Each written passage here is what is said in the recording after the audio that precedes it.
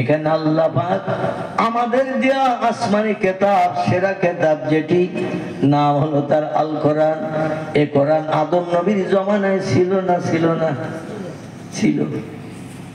আবার ভাইরা শীষ নবীর জমানায় কোরআন ছিল, ইদ্রিস নবীর জমানায় কোরআন ছিল, ইব্রাহিম নবীর জমানায়, নূহ নবীর জমানায় কোরআন ছিল, ইসমাইল, ইয়াকুব, ইউসুফের জামানায় কোরআন ছিল। ইয়া থাকি ঈসা নবী যখন পৃথিবীতে এসেছেন পয়গম্বর আগমনের 570 বছর আগে, তখনও কোরআন আল্লাহ লৌহে মাহফুজে সংরক্ষিত করে রেখেছিলেন। কিন্তু কোন নবী, কোন নবীর উম্মতির উপকারের জন্য আল্লাহ কোরআন পৃথিবীতে পাঠান নাই। বললেন তোমাদের কাছে কোরআন পাঠালে কোরআনের মর্যাদা রক্ষা হবে না। এক একজন নবী রাসূল পৃথিবীতে আসছে, আবার তারা চলে যাচ্ছে। যারা আসছে তাদের জমানা পর্যন্ত আসমানি কিতাব থাকছে, আর যারা চলে যাচ্ছে তাদের জমানা থেকে আবার নতুন পয়গম্বর আসলে নতুন কিতাব তারা পাচ্ছে, নতুন কিতাবের অনুসরণ তারা করে চলছে। তবে এমন একটা কিতাব আমি পৃথিবীতে পাঠাবো, পশ্চিম দিকে সূর্যোদয় না হওয়া পর্যন্ত ওই কিতাবের আইন কানুন নিয়ম নীতি পৃথিবীতে দীর্ঘদিন ধরে চলবে। নারায়ে তাকবীর। বোঝা যাচ্ছে তো? আমার আল্লাহ পাক 103 খানা কিতাব ব্যান করে দিলেন, মনসুখ করে দিলেন। পয়গম্বরদের কাছে আল্লাহ পাঠিয়েছিলেন যেগুলো মানুষকে হেদায়েত দেওয়ার জন্য, সুপথ দেখানোর জন্য, কোনটা ভালো কোনটা মন্দ, কোনটা সত্য কোনটা মিথ্যা, কোনটা হক কোনটা না হক, এইগুলো যাচাই করে চলার জন্য আসমানি কিতাব পাঠিয়েছিলেন পয়গম্বরদের কাছে। পয়গম্বরেরা দুনিয়া থেকে বিদায় হয়ে গেছে, তাদের পাঠানো কিতাবগুলো সব ব্যান্ড হয়ে গেছে। আল্লাহ বলেন এমন সেরা কিতাব আমি লৌহে মাহফুজে সংরক্ষণ করে রেখেছি, যেটা পৃথিবীতে পাঠানোর পর হাজার হাজার বছর চলে যাবে। ইহা তাকে পশ্চিম দিকে যতদিন সূর্যোদয় না হবে ততদিন পর্যন্ত কোরআনের আইন আমার নবীর উম্মতের ভিতরে চলবে। সেই কিতাব কত দামি কিতাব! আল্লাহ বলছেন যালিকাল কিতাবু লা রাইবা ফি, ওই কিতাব যেটি তোমাদের কল্যাণের জন্য পৃথিবীতে পাঠালাম, ওই কিতাবের ভিতরে যত বিষয়ের তথ্য পরিবেশন করা হয়েছে, বিজ্ঞানের কথা, দর্শনের কথা, ইঞ্জিনিয়ারের কথা, সাগরের কথা, জমিনের কথা, জঙ্গলের কথা, বাঘ ভাল্লুক হাতি সিংহ গন্ডার ইঁদুর কুকুর বিড়াল সাপ বিচ্ছু ব্যাঙ মাছি মশা পিপিলিকা, এমনকি কোরআনে মাকড়সার কথাও পর্যন্ত বলা হয়েছে, হাতির কথাও বলা হয়েছে। আল্লাহ কোরআনে মুখ পোকার কথা পর্যন্ত বর্ণনা করে দিয়েছেন, দিয়ে বলছেন লা রাইবা ফি, যত সৃষ্টি সম্পর্কে আমি তথ্য পরিবেশন করেছি, একটা তথ্যের ভিতরে শস্য দানা পরিমাণ মিথ্যা নাই। শুধু মিথ্যা নয়, বরং সন্দেহ পর্যন্ত নাই। একটা তথ্যের ভিতরে কোনো ভুল নাই। It is true fact. যা তথ্য পরিবেশন করা হয়েছে সব তথ্যগুলো হলো বাস্তব সত্য। এটা হলো আল্লাহর কথা। এখন আল্লাহ বলছেন সব তথ্যগুলো বাস্তব সত্য। এই যুগের বিজ্ঞানীরা বলছে তামাম পৃথিবী লাট্টুর মতো ঘুরছে, চন্দ্র শুধু স্থির। আল্লাহর কথা শুনে বিজ্ঞানীদের কথার মিল হলো তো নাকি? বিজ্ঞানীরা বলছে পৃথিবী লাট্টুর মতো ঘুরছে আর চন্দ্র সূর্য চুপ করে দাঁড়িয়ে রয়েছে।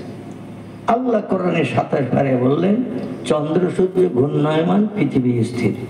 শুধু স্থির না, ওয়াল জিবালু আওতাদা, আল্লাহ বলছেন পৃথিবী যাতে একটু নড়াচড়া না করে, কাচ্চিত যাতে না হয়, এই জন্য বড় বড় পাহাড় গুলো দিয়ে তলা থেকে উপর পর্যন্ত পেরেক ছেঁটে দিয়েছে। জোরে বলুন সুবহানাল্লাহ। 1 ইঞ্চি দুটো তক্তা উপরে যদি রাখেন, একটা যদি ধরে টানেন তো তলাটা উঠবে। দুটো তক্তা 1 ইঞ্চি করে 2 ইঞ্চি। এখন উপরে রাখার পরে তলাটা যদি টানেন তো উপরটা কি তার সঙ্গে যাবে না একটু সরিয়ে দিয়েও পাশে থাকবে? আবার একটার উপরে আর একটা রেখে সেটা যদি উপর থেকে তোলেন, সেটা উঠবে না? উঠবে না। একটা তলায় রাখলেন তক্তা, আর একটা তক্তা উপরে দিলেন এমনি এমনি দিয়ে যদি উপরেরটা ধরে উঁচু করেন, উঠবে না? উঠবে না। অনেক রাত হয়ে গেছে, উপরেরটা উঠে যাবে, যাবে, কারণ উপরেরটার সঙ্গে তলার সঙ্গে কোনো সম্পর্ক নাই। আল্লাহ বলছেন শোনো, এবার 5 ইঞ্চি পেরেক যদি দুটো তক্তায় সেটে দাও, 1 ইঞ্চি করে 2 ইঞ্চি দুটি তক্তা, এতে 5 ইঞ্চি পেরেক যদি একটা সেটে দাও, তলায় যেটা বেরিয়ে গেছে আবার হাতুড়ি দিয়ে যদি তুমড়িয়ে দাও, তখন এবার একটা টানলে আর একটা বোধহয় উঠবে না, নাকি? কি হবে? একটা টানলে আর একটা উঠে যাবে, কারণ পেরেক সাটার কারণে এখন অ্যাডজাস্ট হয়ে গেছে, একসঙ্গে মিল হয়ে গেছে। আল্লাহ বলেন আমি পাহাড়গুলোকে পেরেক বানিয়েছি, পৃথিবীর জমিন যাতে নড়াচড়া না করে, এক জায়গায় টানলে যেন সে জায়গা থেকে উঠে না যায়, তাম পৃথিবী সব এক করে রেখেছি। জোরে বলুন সুবহান। সেই আল্লাহ বলছেন এই জন্য আমি পাহাড় দিয়ে দিয়ে পেরেক সেটে রেখেছি। পৃথিবীর বিজ্ঞানীরা বলছে দুনিয়া লাট্টুর মতো ঘুরছে, চন্দ্র সূর্য স্থির। যদি কোনো ব্যক্তি বিজ্ঞানীর কথা বিশ্বাস করে, বাড়ির ছেলে মেয়েদের ওই তথ্য যদি পড়িয়ে তাদের মগজ সাফ করে, ছেলেটাও বেঈমান হলো, যে লোককে পড়ালো সে লোকটাও বেঈমান হয়ে গেল। ইন্নাল্লাযীনা আমানু ওয়া আমিলুস সালিহাত উলাইকা আসহাবুল জান্নাতি হুম ফিহা খালিদুন।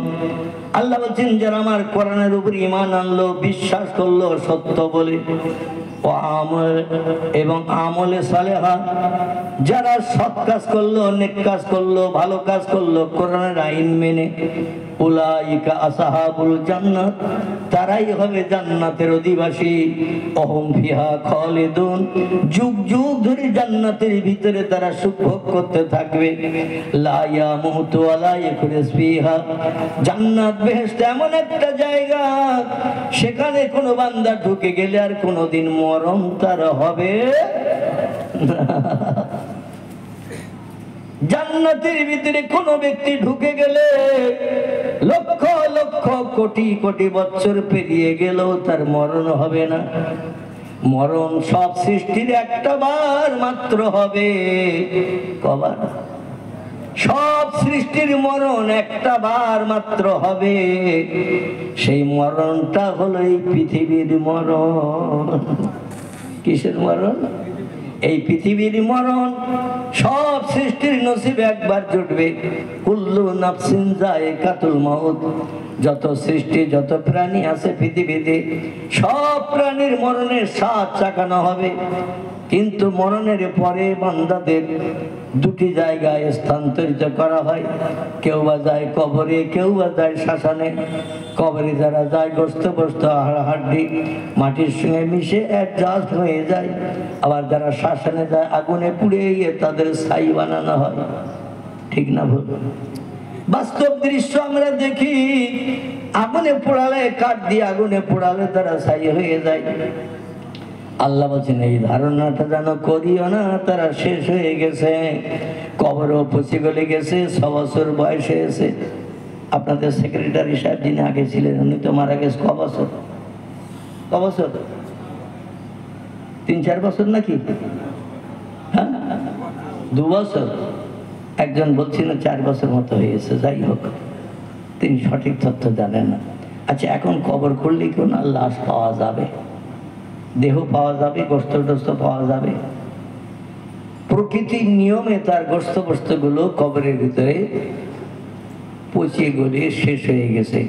তবে দুটি দলের মানুষের দেহ কবরে কিয়ামত পর্যন্ত পৌঁছবে না। কটা দল? আমি যে দুটি দলের কথা পূর্বে আপনাদের কাছে বলছিলাম, একটি দলের নাম হলো নবী আম্বিয়ার দল, একটি দলের নাম হলো ওলি আউলিয়ার দল। জোরে বলুন সুবহানাল্লাহ। নবীদের লাশ কিয়ামত পর্যন্ত কবরে পৌঁছবে না, বন্ধ হবে না।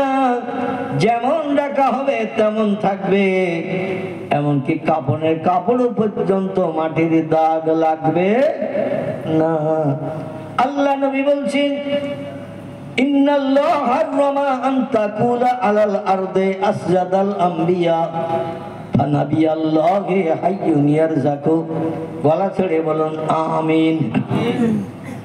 আল্লাহ নবী বলছেন ইন্নাল্লাহ, নিশ্চয় আল্লাহ পাক, হারামা, তিনি হারাম সাব্যস্ত করেছেন, নিষেধ করে দিয়েছেন, বারণ করে দিয়েছেন, আন্তাকুলা, ভক্ষণ করতে, খেতে, আলাল আরদ, দুনিয়ার মাটিকে, আসরাদাল আম্বিয়া, নবী আম্বিয়া এবং তাদের দোসর ওলিয়া উলিয়া যারা, এদের লাশ আল্লাহ মাটিকে খেতে নিষেধ করে দিয়েছেন।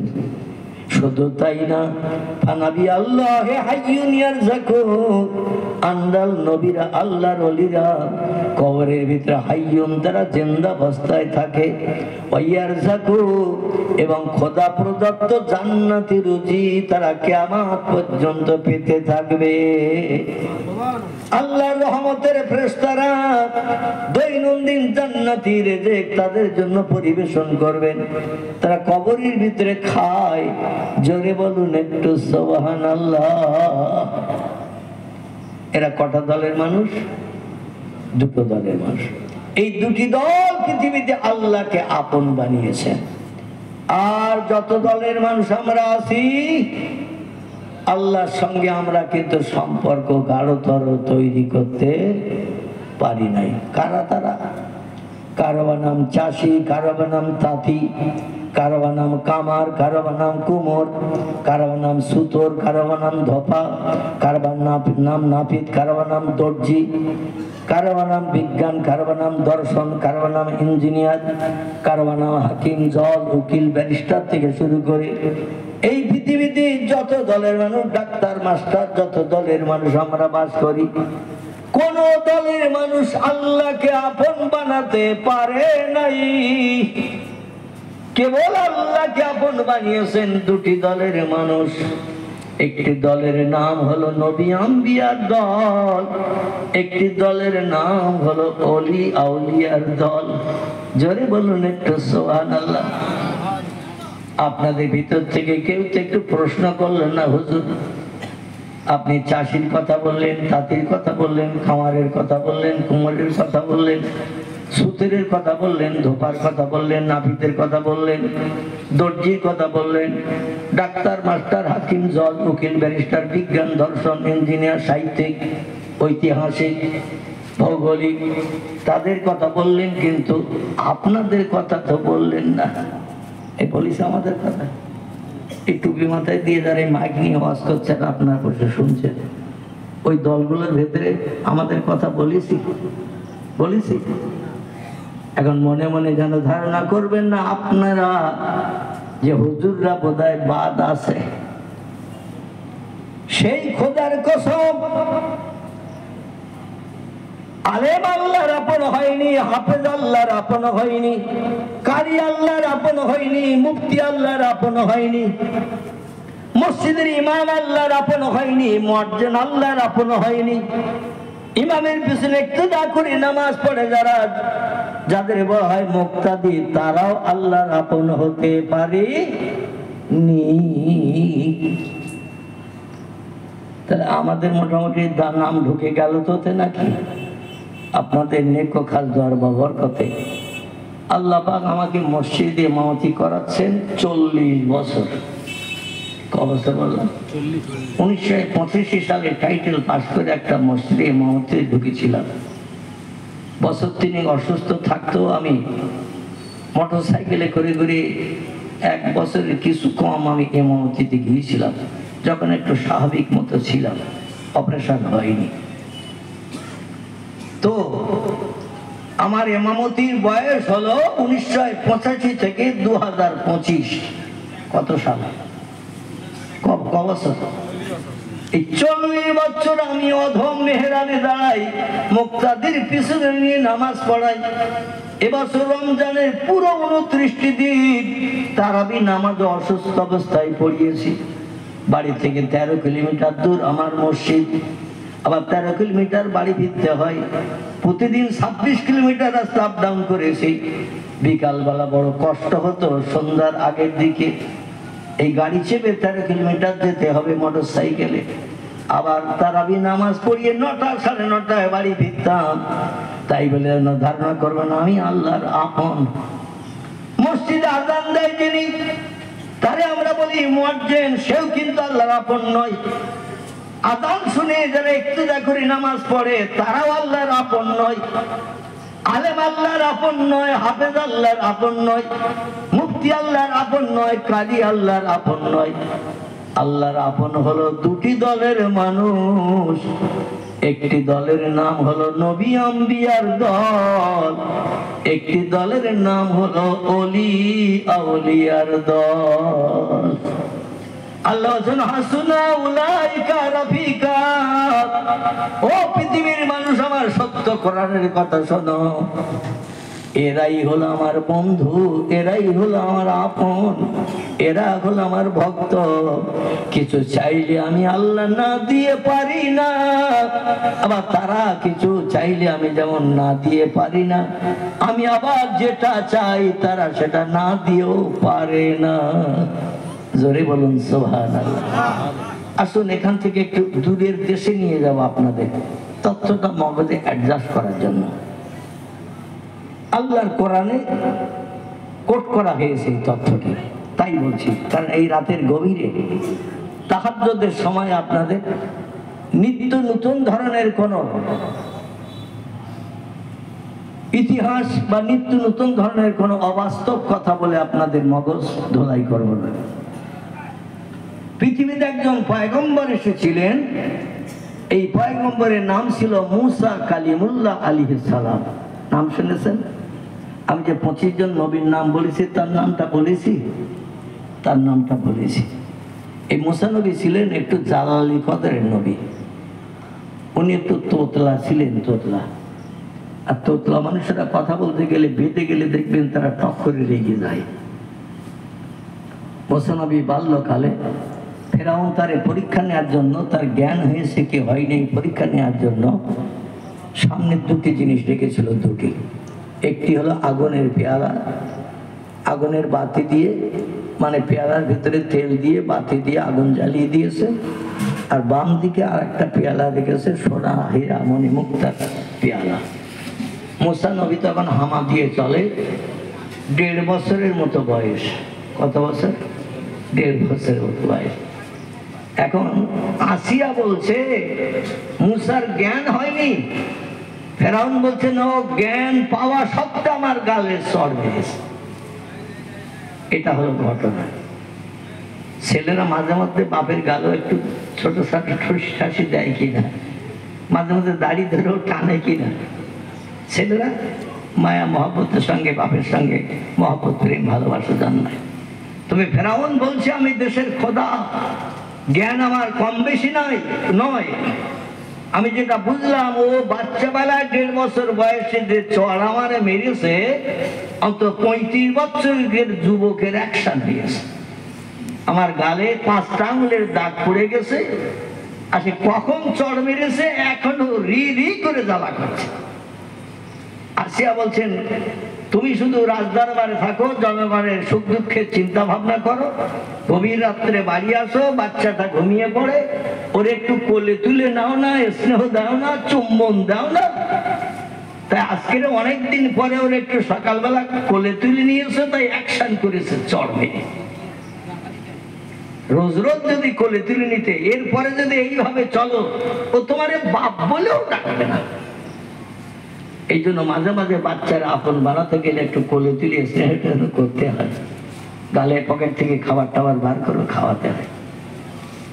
ফেরাউন বলছে সাদ্দাকতে ইয়া দাওলাতি, এ বিবি আসিয়া বিশ্ব সুন্দরী, তোমার কথাটা সত্য। আমি দুনিয়ার মানুষের চিন্তা ভাবনা করতে যেয়ে বাড়ির বাচ্চার কথা খেয়াল করতে পারি না।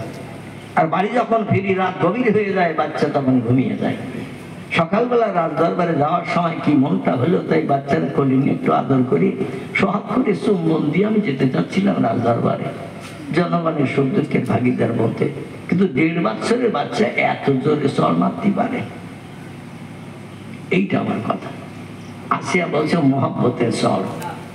ফেরাউন বলছে না, চর তো তুমি খাওনি, চর খেয়েছি আমি। ও চর হলো শত্রুতার চর। কিসের চর? আসিয়া বলছেন আপনি যেটা বলছেন সেটা আমার মেনে নিতে হবে, এটা যুক্তির কথা নয়। তাহলে আপনার প্রধান যুক্তিবাদী নেতা যিনি তথ্য দেয়, যুক্তি দেয়, তার একটু ডেকে এটি বিচার করেন তো। ফেরাউনের কুযুক্তিতে ফার্স্ট ছিল যিনি ওই দেশে, তার নাম ছিল হামান। কি নাম? হামান। ওর টোটাল মাথা ছিল মেকুন্দে, একটাও চুল ছিল না, হাতে গায়ে পায়ে কোনো লোম ছিল না, মুখে কোনো দাড়িও ছিল না, গোপও ছিল না, একেবারে মেকুন্দে বলে না, ফুটবল মার্কা মাথা, একেবারে পরিষ্কার ছাপ্পা। আর এই রকম মানুষ তাফসীরে রুহুল বায়ান, তাফসীরে মাওজিহুল কোরআন, তাফসীরে বায়ানুল কোরআন, তাফসীরে বাইজাবি, তাফসীরে কাশফ, তাফসীরে বিজিলালুল কোরআন, আল্লামা কুতুব রাহমাতুল্লাহ আলাইহি লিখেছেন এই মেকুন্দে মার্কা যারা হয় এরা কুযুক্তিতে ফাঁস হয়, কুযুক্তি দিতে পারে বেশি। তো ফেরাউন বলল তুমি একরকম বলছো আর আমি একরকম বলছি, তাহলে আমার প্রধানমন্ত্রী যুক্তিদাতা, বুদ্ধিদাতা, যার যুক্তি বুদ্ধি ব্যবহার করে আমি দেশের খোদা হয়েছি, এবং আমি ঘোষণা দিয়েছি আনা রব্বুকুমুল আলা, আমি হলাম সব খোদার বড় খোদা। জনগণ আমারে দেখলেই বলে আনতা রব্বি লা শাক্কা ফিহি, আপনি আমাদের প্রভু, এক শস্যদানা পরিমাণ সন্দেহ নাই। সবাই আমারে দেখলেই স্রষ্টা বলে, প্রভু বলে মানে। আসিয়া বলছেন সবাই মানতে পারে, আমি কিন্তু মানি না। সরি বলুন সুবহানাল্লাহ। আচ্ছা, বউ যদি স্বামীর কথা না শোনে বউরে আস্ত রাখবে কি? আস্ত রাখবে নাকি? সবাই মানে আমার খোদা বলে, আর তুমি মানো না কেন? বলছে তুমি মরবা না বেঁচে থাকবা? আসিয়া বলছে দাদা মারা গেছে, বাপ মারা গেছে, আমিও মারা যাব। বলে যে মরে সে খোদা হতে পারে না।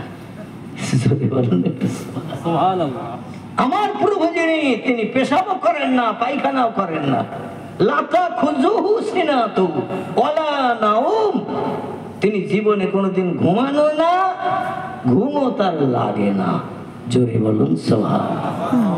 উল্হু আল্লাহু আহাদ আল্লাহুস সামাদ লাম ইয়ালিদ ওয়া লাম ইউলাদ ওয়া লাম ইয়াকুল লাহু কুফুয়ান আহাদ। জোরে বলুন আল্লাহু আকবার।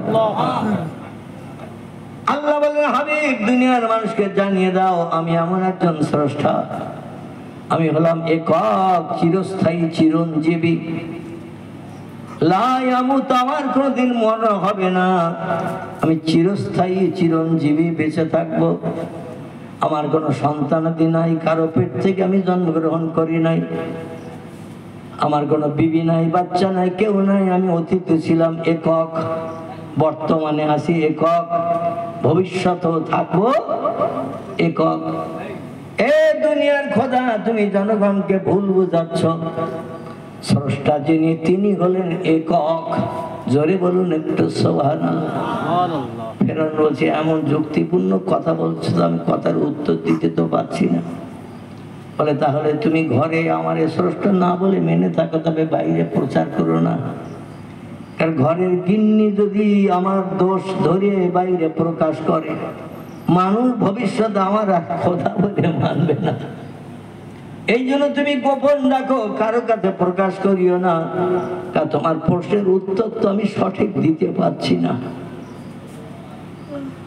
হামানকে ডাকা হলো। হামান, আমার 1.5 বছরের বাচ্চা সাগরের কিনারায় নহরের ভিতরে আমরা কুড়িয়ে পেয়েছিলাম, কাঠের বাক্সের ভিতরে।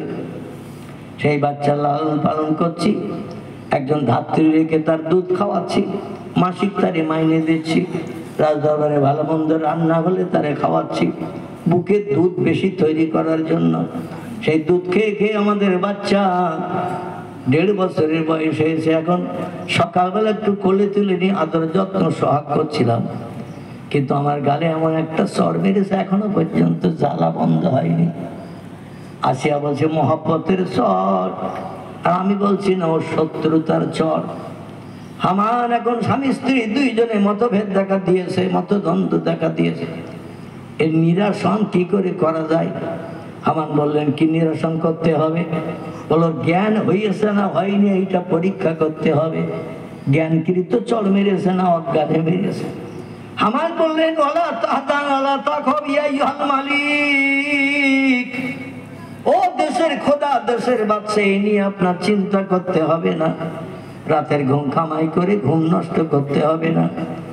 ওর জ্ঞান হয়েছে কি হয়নি এই যাচাই করার জন্য আগামীকাল সকালেই ব্যবস্থা হবে। রাতটা কোনো রকমে কেটে গেল।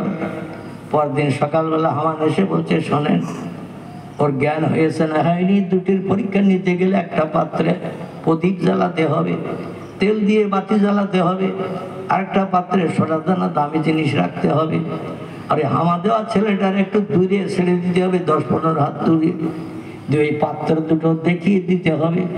ও যদি আগুনের পেয়ালা ধরে তাহলে বুঝবে ওর জ্ঞান হয়নি, তাই আগুন ধরিয়েছে। আর যদি সোনা দানা হীরার পাত্রটা ধরে তাহলে বোঝা যাবে জ্ঞানকৃত তোমাদের থাপ্পড় চালিয়েছে। জোরে বলুন সুবহানাল্লাহ। যুক্তিটা খারাপ, সে যুগের মানুষের মগজে মাল ছিল। এখন মুসা নবীরে 10-15 হাত দূরে ছেড়ে দেওয়া হয়েছে, হামা দিয়ে চলে, বাচ্চারা 4 হাতে পায়ে যেমন চলে।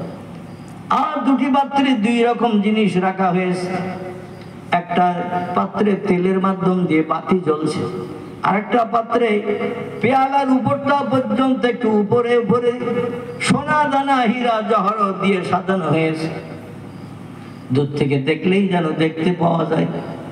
বাচ্চার এবার ছেড়ে দিয়ে বলে যে, ওই দুটো পাত্র আছে, কোনটা তোর পছন্দ নেই? ছোটবেলায় বাচ্চাদের এমন ব্যাড হ্যাবিট এবং গুড হ্যাবিট বলে, ও যা দেখিয়ে দেওয়া হবে, পায়খানাও যদি পাত্রে করে দেখানো হয় তাও যে হাতে করে নেবে। ঠিক বললাম না ভুল বললাম? ও পায়খানা ও তো নাকের ধারে পাশে নিয়ে যাবে না, গালের ধারে পাশে আমরা কি নেব নাকি পায়খানা? কিন্তু বাচ্চাদের এমন বদ অভ্যাস, একটা পায়খানা যদি পেয়ালাই করে রাখা হয় সেটা ধরে আবার সঙ্গে সঙ্গে গালে তুলে দেবে। যে কোনো দিনের বাচ্চারা পেরে খপ করে ধরে গালে দেয়, কারণ জ্ঞান হয় নাই। তাই মুসা নবীকে যে ছেড়ে দেওয়া হলো, ফেরাউন দাঁড়িয়ে রয়েছে, হামান দাঁড়িয়ে আছে, রাজ পরিষদের উচ্চ শিক্ষিত ব্যক্তিরাও দাঁড়িয়ে আছে। পরীক্ষাটাই মুসা জয়ী হয় না ফেল হয়? আর হযরতে আসিয়া স্বামীর পিছনে দাঁড়িয়ে লুকিয়ে শুধু হাত তুলে বলছে, আল্লাহ, আমি জানি ইমরানের বেটা মুসার জ্ঞান হয়েছে। ও আল্লাহ, দুটি পাত্র দেখানো হয়েছে, নিশ্চয়ই দামি পাত্র ও নেবে, আগুনের পেয়ালা নেবে না, কারণ তাতে লাভ হবে না। তো আল্লাহ, আমি ওর ধাত্রী মা বলছি, ওর অন্তত মগজের জ্ঞানটা লোপ করে দিয়ে আগুনের পাত্রে ওরে পাঠাও, অন্যথায় দুনিয়ায় তোমার পয়গম্বর ভবিষ্যতে হবেন যিনি, তারে বাঁচিয়ে রাখা যাবে না। জোরে বলুন সুবহানাল্লাহ। আল্লাহ বলছেন, দুটি কাজ পৃথিবীতে একটু কম বেশি করে করো, ফালিয়াদহাকু কালিলাও ওয়ালিয়াবকু কাসীরা। একটা কাজ একটু কম করে করো, সেটা হলো হাসি তামাশা। আর একটা কাজ একটু বেশি বেশি করে করো, সেই কাজটির নাম হলো কান্না। আসিয়ার চোখ দিয়ে পানি বেরিয়ে গেল, নাকের ডগার পাশ দিয়ে গড়াতে যেই শুরু করলো। আল্লাহ দরবারে কান্নারত বান্দা বান্দির দোয়া বিদ্যুতের মতো কবুল হয়েছে, বর্তমানেও হচ্ছে, ভবিষ্যতেও হবে। চিল্লাই বলুন একটু সুবহানাল্লাহ, নারায়ে তাকবীর। আসিয়া চোখের বাড়ি, ফেরাউনের পিছনে আড়ে দাঁড়িয়ে হাত তুলে আল্লাহর কাছে এই দোয়াটা করেছে। আল্লাহ বলছেন, যাও ইয়া জিবরিল ইলা মুসা ইবনে ইমরান। এ জিবরিল, ওই ইমরানের বেটা মুসার কাছে তাড়াতাড়ি যাও। ফেরাউনের দরবারে পরীক্ষা চলছে, পরীক্ষায় মুসা ফেল করলে দেশের মানুষ আর হেদায়েত পাবে না, দেশের মানুষ সুপথ দেখতে পাবে না, জান্নাত হালাল বানাতে পারবে না। ইবলিস শয়তান দেশের সব মানুষকে, মিশরের মানুষকে ধোঁকা বানিয়ে বোকা বানাবে। এই জন্য যা, তাড়াতাড়ি করে যা। আল্লাহ যখনই ফেরেশতাদের কোনো হুকুম করে, কাজ করতে একটু দেরি করে তো নাকি? কাজ করতে আমাদের কেউ যদি কোনো উপদেশ দেয়, চিন্তা ভাবনা করি এতে আমার লাভ হবে কিনা, এই কাজটা করলে আমার লস হবে কিনা। যদি বুঝি লস হবে সে কাজ করতে যাব, যদি বুঝি লাভ হবে অন্তত লাভের আশায় সে কাজটা করতে যাই। আল্লাহ কোরআনে বলছেন মালাইকাতুন গিলাজুন শিদাদুন, কারণ এই গভীর রাত্রে ওয়াজ করা যেমন কষ্ট, শ্রোতাদের শোনাও তেমন কষ্ট। এখনকার এক একটা কথা নিম ফলের মতন লাগবে। কি ফল বললাম? নিম ফল। মিষ্টি তো নাকি? নিম ফল তিতো, তিতো। এখন ওয়াজ করা যেমন কষ্ট, শোনাও তেমন কষ্ট। ঘুম ঢল ভাব, রাত্র তৃতীয় প্রহার চলছে, তবু একটু চেষ্টা করেন কষ্ট করে। আল্লাহ পাক আপনাদের যেন সফলতা দান করে। সকলে বলুন আমিন। আমার ভাইরা, এবার দেখা গেল মুসা নবী যাচ্ছে, একটু নজর করে দেখলেন দুটি পেয়ালা। একটা পেয়ালায় আগুন জ্বলছে, একটা পেয়ালায় সোনা দানা হীরা জহরত মণিমাণিক্য রাখা হয়েছে, দামি দামি বস্তু। মুসা নবীর জ্ঞান আল্লাহ জন্মগ্রহণের পরপরই দান করেছেন। জোরে বলুন সুবহানাল্লাহ। ঈসা নবীর জীবনী কম বেশি আপনারা জানেন। ওনার মা সন্তান সম্ভব হওয়ার পরে 9 মাস 10 দিন কাল অতিবাহিত হওয়ার আগে দেশের মানুষ দেশ থেকে তাড়িয়ে দিল, জেরুজালেমের প্যালেস্টাইন থেকে। বলে তুমি অবৈধ নারী, ব্যভিচারিণী, চরিত্রহীনা, কলঙ্কিনী, কোন পুরুষের সঙ্গে জেনায় লিপ্ত হয়ে তুমি সন্তান সম্ভব হয়েছে। মরিয়ম বলছে আল্লাহে লা সাক্কা ফিহে, আমি সেই খোদার কসম খেয়ে বলছি কোন পুরুষের ধারে কোনোদিন বসেনি, 2-5 মিনিট গল্প করেনি, কোন পুরুষকে আমার পাশে কোনোদিন আসতে দেয়নি, এক জায়গায় কোন পুরুষকে নিয়ে একটা রাত যাপন করিনি। আমি পবিত্রা, এই জন্য বাইতুল মুকাদ্দাসের খাদেমাগিরি করি, ঝাড় দেই, পানি আনি, পরিষ্কার পরিচ্ছন্ন করি, দরজা লাগাই, দরজা খুলি। আর এই কি অপবাদ আমার নামে দিচ্ছ? বলে তাহলে তোমার পেট মোটা হচ্ছে কেন বলো? মরিয়ম বললেন মোটা কেন হচ্ছে আল্লাহই জানেন, আল্লাহু আলাম, আল্লাহ জানেন, আমি জানি না। বলে শাক দিয়ে মাছ ঢেকে খাচ্ছ তুমি, সত্য কথা বলো, কোন ছেলেটা তোমার ক্ষতি করেছে? মরিয়ম বলছে কোন ছেলের নাম করে তার চরিত্রে কলঙ্ক রটাবো না, কোন ছেলে আমার সঙ্গে ব্যভিচারে জেনায় লিপ্ত হয় নাই। যখন পেট বড় মোটা হয়ে গেল, 7 মাস 8 মাস যখন বাচ্চা পেটে স্বাভাবিক হয়ে যায়, মেয়েরা 1000 চেষ্টা করলেও কাপড় দিয়ে কি ঢেকে রাখতে পারে? কাপড় দিয়ে ঢেকলেও দেখবেন পেটটা উঁচু দেখতে পাওয়া যায়। মানুষ বললো ওরে আর বাইতুল মুকাদ্দাসে উঠতে দেব না, ও চরিত্রহীনা, কলঙ্কিনী, ব্যভিচারিণী, তাড়িয়ে দাও দেশ থেকে। আমার ভাইরা সিরিয়ার প্যালেস্টাইন থেকে মরিয়মকে ঘাড় ধাক্কা দিয়ে মারধর করতে করতে তাড়িয়ে দিল। উনি আর যাবে কোথায়? গিয়েছেন এক জঙ্গলের ভিতরে। জঙ্গলের ভিতরে যে গাছের তলায় বসে চিন্তা ভাবনা করছেন কি করি। দেশে গেলেই তো লোকজন আমারে অপমান করছে, অপদস্থ করছে, আমার নামে বাজে বাজে মন্তব্য যার মুখে যা আসছে বলছে। আর এই জঙ্গলে যদি লম্বা দিন থাকি, হিংস্র জীব জন্তুর বসবাস, কোন দিন আমার হালম করে এসে ধরে খেয়ে কমপ্লিট করে দেবে। মরিয়ম তখন চিন্তা ভাবনায় একটি পথ পেলেন। খুব ভালো করে শোনেন, মরিয়মের আহামালার কেউ নাই, দুঃখ দেখার কেউ নাই, পাশে দাঁড়ানোর কেউ নাই, সান্ত্বনা দেওয়ার কেউ নাই। যার কেউ নাই তার কে আছে? আল্লাহ। তার আছে আল্লাহ। মরিয়ম জঙ্গলের একটা গাছের তলায় বসে আল্লাহর কাছে হাত তুলে কান্না শুরু করেছে। নবীদের নাম যে কথা বললাম কোরআনের ভিতরে কোট করা হয়েছে, সব নবীরা কম বেশি বিপদে মুসিবতে পড়েছেন আর আল্লাহর কাছে হাত তুলে কেঁদেছেন। আল্লাহ তাদের মুখে হাসি ফুটিয়েছেন। ওলিরা বিপদে মুসিবতে যখন পড়েছে কোনো মেম্বারের কাছে যায়নি, কোনো প্রধানের কাছে যায়নি, থানার ওসির কাছে যায়নি, গ্রামের কোনো মোড়লের কাছে যায়নি।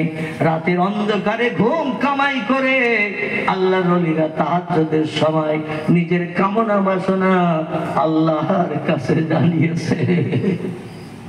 আল্লাহ তাদের মুখে হাসি ফুটিয়ে দিয়েছেন। জোরে বলুন একটু সুবহানাল্লাহ। হযরত মরিয়ম নবী না ওলি? ঘুমাচ্ছেন? যদি ঘুমান তাহলে হুজুরকে ডেকে আনতে বলবো, আর যদি বলেন আমরা জেগে আছে তাহলে অন্তত একটু ঠোঁট নাড়বেন, তাহলে আমার সামনের দিকে এগোতে সুবিধা হবে। হযরত মরিয়ম নবী না ওলি? কথা বলে।